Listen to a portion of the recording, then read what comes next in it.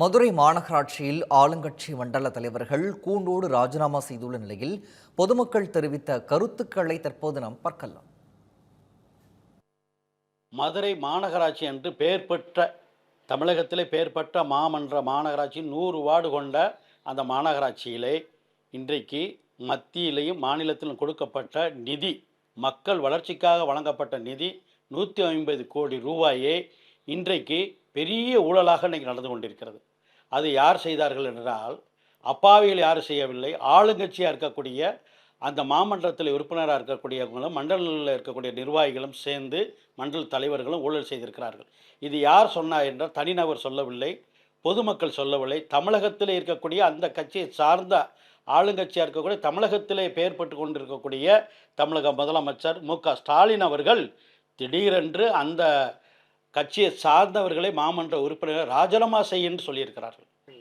முறைப்படி வழக்கு பதிவு செய்து அவர்கள் ஏற்றதுக்கான காரணங்களையும் மக்களுக்கு தெரியப்படுத்த வேண்டும். இது சரியாக வரையலை என்ற பட்சத்தில் இவர்கள் எல்லாத்தையும் சிபிஐக்கு விசாரணைக்கு அனுப்பவும்.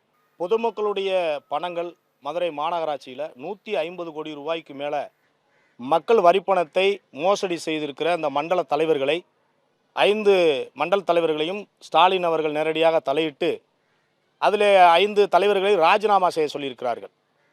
ஆனால் ராஜினாமா செய்ய சொல்கின்ற தமிழக முதல்வர் ஸ்டாலின் அவர்கள் இந்த இழப்பீடு, இந்த 150 கோடியை மோசடி செய்திருக்கிற, அது அரசுக்கு இழப்பு ஏற்படுத்தியிருக்கிற அந்த மண்டல் தலைவர்களுக்கான ராஜினாமாவை மட்டும் சொல்லியிருக்கிறார்.